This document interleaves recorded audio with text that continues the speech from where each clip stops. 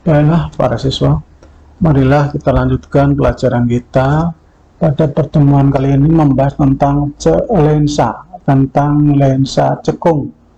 Lensa cekung rumus-rumusnya sama dengan cermin cembung. Lensa cekung rumus-rumusnya sama persis dengan cermin cembung. Ya. Lensa cekung ini digunakan untuk kacamata. Sehingga sering kalian dengar, oh, kacamatanya minus berapa, oh minus 3 atau minus 2 dan seterusnya. Minus itu berarti menggunakan lensa cekung, ya, lensa cekung. Terus ini ini adalah lensa cekung juga yang dalam bentuk lain, ya. Kita lanjutkan. Nah, ini macam-macam lensa cekung. Ini lensa cekung asli, ini melengkung ke dalam. Ini permukaannya yang ditembus oleh lensa cekung, ya.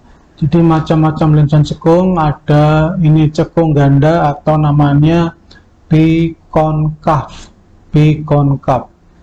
Kemudian ini plan konkav atau cekung datar. Kalau ini cekung cembung atau konkav konveks, ya. Kita lanjutkan, ini sama tadi seperti ini. Inilah macam-macam lensa cembung, ini macam-macam lensa cekung. Kita lihat pengenalan lensa cekungnya seperti apa. Macam-macam lensa. Nah, kalau ini adalah lensa cembung, cepat-cepat saja. Nah, ini lensa cekung. Nah, modelnya ini adalah cekung 2 atau namanya bikonkav, ya. Namanya konkav atau bicekung. Masih dengan cekung bikonkav. Ini datar, permukaannya datar. Lensa datar. Ini permukaan cembungnya. Datar cembung ya itu, ya. Nah, itu lensanya, lensa cekungnya. Kita lanjutkan sifat lensa cekung. Apa yang kamu lihat dengan percobaan ini? Ya, ini adalah cara mendeteksi sinar-sinar istimewa pada lensa cekung. Ya, adalah lensa bikonveks. Nah, ini adalah lensa bikonveks. Lensanya lensa bikonveks seperti ini. Lensa bikonveks kemudian ditaruh sini. Nah, seperti itu. Bagaimana jalannya sinar istimewa? Nah, ini adalah sinar datang sejajar. Ternyata setelah keluar dia akan dibelokkan, menyebar. Kecuali yang datang tegak lurus akan dibablaskan, tidak dibiaskan. Tapi yang datang yang membentuk sudut di permukaan ini maka akan dibiaskan atau dibelokkan. Seperti ini misalnya. Nah, ini sini. Maka yang melalui pusat lensa, ya. Yang melalui pusat lensa dia lurus. Nah, ini sinar-sinar istimewa, sinar yang datang seolah-olah menuju fokus dibelokkan sejajar sumbu utama. Ini adalah sumbu utamanya. Sinar yang lurus ini tidak dibiaskan. Ini sinar yang menuju fokus, tapi dibiaskan atau dibelokkan. Yang menuju pusat lensa tidak dibiaskan atau bablas. Yang menuju fokus dibiaskan seolah-olah datangnya dari fokus. Seperti ini. Lanjutkan. Nah, ini bagian depannya, ini sinar datang. Ini bagian belakangnya, sinar keluar dari lensa, sinar dibiaskan. Yang datangnya tegak lurus maka dia dibablaskan, diluruskan. Nah, tidak dibiaskan. Yang datangnya membentuk sudut maka akan dibiaskan keluar sehingga sinarnya menyebar atau disebut dengan divergen, ya, membuyarkan, atau lensa cekung bersifat membuyarkan atau menyebarkan sinar disebut lensa negatif atau divergen. divergen. Nah, beberapa istilah pada lensa cekung sama kemarin cara membuatnya. Pertama bikin satu garis lurus, kemudian bikin tegak lurus membentuk sudut 90 derajat ini menggunakan penggaris. Kemudian bagian-bagiannya ini ada F-nya ya, F1, ini 2 F1, ini O pusat optik, pusat lensa, ini F2 itu titik fokus maya 22 ya, 2 F2. Cara bikinnya ini dibikin yang sama jaraknya. Kalau ini 2 cm, ini 2 cm, 2 cm, 2 cm. Jadi cara bikinnya pertama garis lurus, terus kemudian dibikin tegak lurus, ini diberi tanda negatif, terus kemudian diukur pakai penggaris ini 2 cm, 2 cm, 2 cm, 2 cm, dan diberi tanda. Nah, seperti inilah pembuatan pelukisan lensa cekung ya. Main tanda negatif menyatakan lensa cekung atau divergen. Apa divergen? Menyebarkan sinar. Tanda main ya. Sinar istimewa seperti kemarin ada 3 sinar istimewa. Sinar yang pertama datang sejajar sumbu dibiaskan seolah-olah. Jadi kalau ada seolah-olah seperti ini berarti negatif ya, atau maya, berasal dari titik fokus F1 ya. Tadi F1-nya di sini, sinar datang dari kepala benda, sinar datang dari kepala benda sampai ke lensa, dibelokkan atau dibiaskan seolah-olah dari titik fokus 1. Nah, seolah-olah dari titik fokus, maka ini seolah-olah diberi tanda yang putus-putus, ini bacanya seolah-olah. Sinar datang sejajar sumbu utama, dibiaskan seolah-olah dari titik fokus utamanya ya. Sinar yang kedua, sinar datang seolah-olah menuju titik fokus F2, dibiaskan sejajar dengan sumbu utama ya.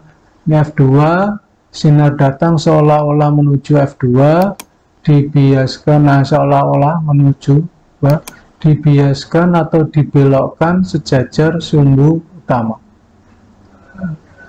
Yang sama adalah sinar yang ketiga. Yang ketiga adalah titik pusat optik tanpa dibiaskan melainkan diteruskan ya. Pusatnya di mana? Di O, sehingga ini terus ya dibablaskan ya. Ini tidak dibiaskan tapi diteruskan yang melewati pusat lensa.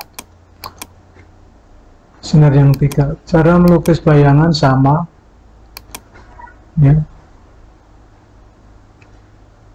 Terus perpanjangannya, nah ini sifat kemarin sejati. Apa sejati? Dari perpotongan sinar-sinar bias maya atau semu jika berasal dari perpotongan perpanjangan sinar-sinar bias. Nah, ini cara melukis. Benda berada antara O dan F1, ruang 1, ruang 2, ruang 3 ya.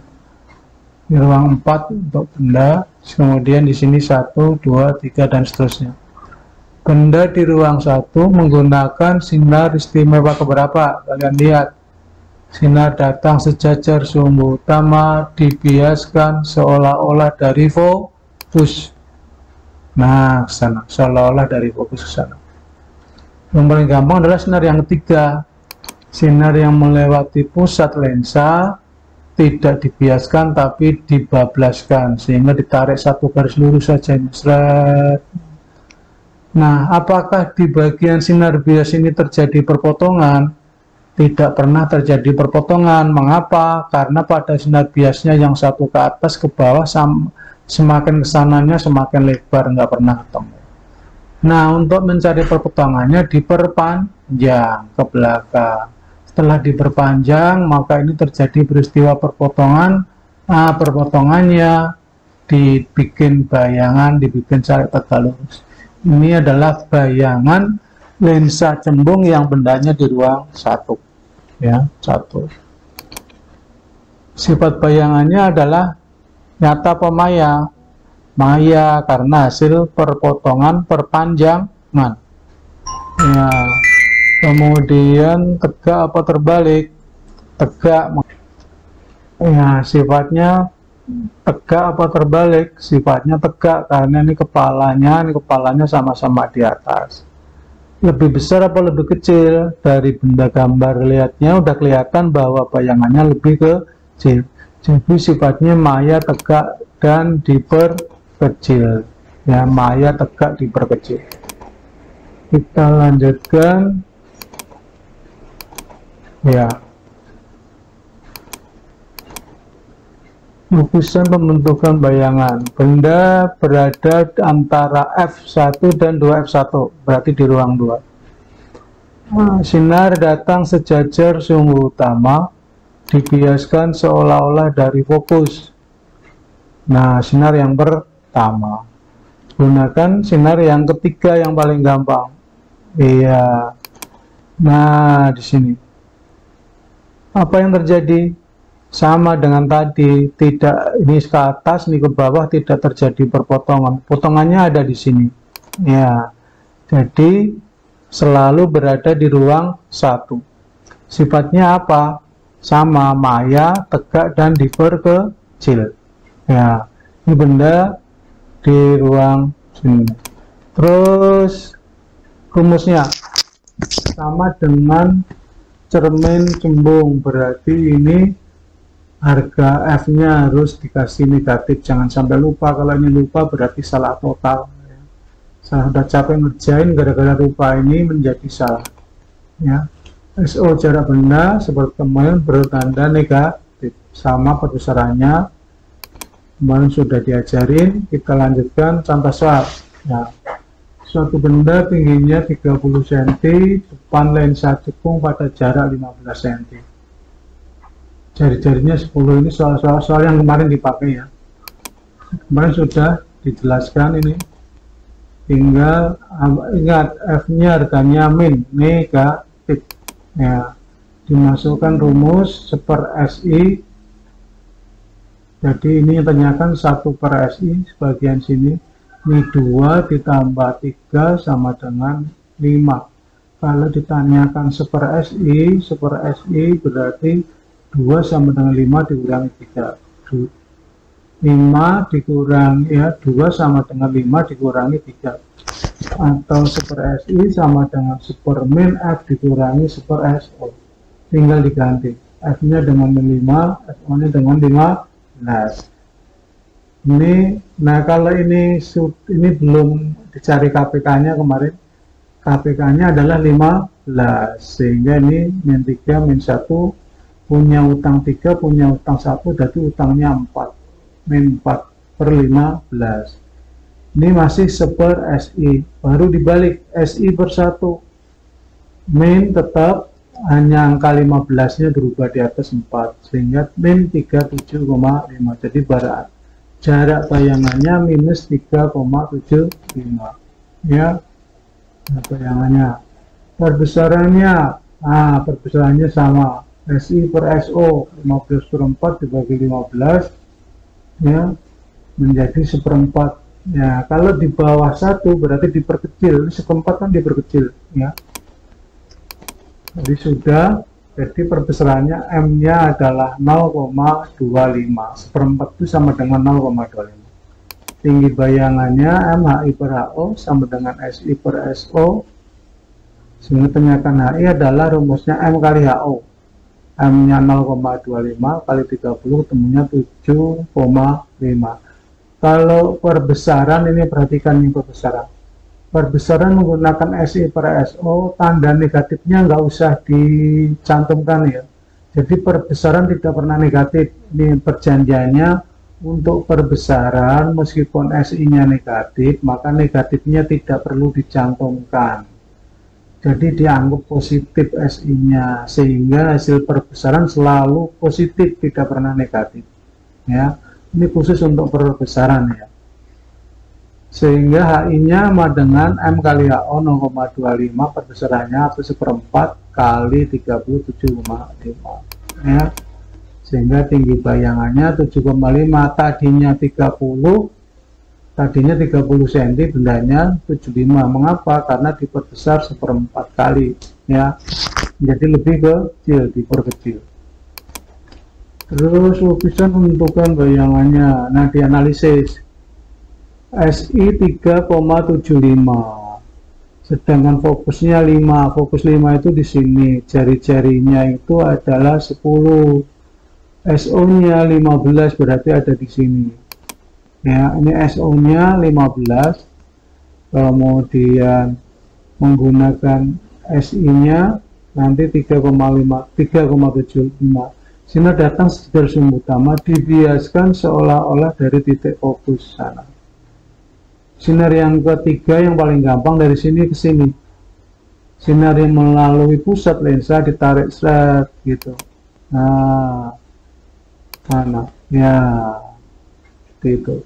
Ini sinar-sinar biasnya tidak pernah terjadi perpotongnya sehingga bayangannya selalu maya. Mengapa maya? Karena hasil perpotongan dari sinar perpanjang. Nah, disinilah bayangannya. Jadi sekali lagi untuk lensa cekung itu sama dengan cermin cembung, bayangannya selalu maya, tegak dan diperkecil. Cermin cembung juga maya, tegak, diperkecil. Ya. Jadi untuk lensa cembung, bendanya di mana saja bayangannya selalu ada di sini, di ruang satu sini. Maya, tegak, dan diperkecil. Itu untuk lensa cekung. Ya, maya, tegak, diperkecil. Ini analisisnya kemarin. Nah, ini kamu kerjakan untuk latihan. Dilatih lagi ini untuk lensa cembung yang kemarin. Tidak apa-apa dikerjakan lagi untuk melatih. Makin banyak latihan makin bagus. Dan kemudian yang ini nanti akan ada di Google, ada di GF. Nanti kamu ngisinya di GF ini ya. Tapi kamu kerjakan dulu di buku latihan.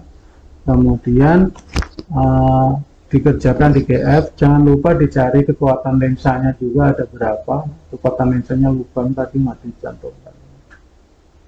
Ya. Terus digambar nanti digunakan untuk mengisi GF ya. Jadi cukup sekian dari saya. Assalamualaikum warahmatullahi wabarakatuh. Selamat bekerja, selamat melaksanakan tugas. Latihlah, latihlah, latihlah. Semakin berlatih, semakin pintar dan cerdas. Assalamualaikum warahmatullahi wabarakatuh. Salam sejahtera untuk kita semua.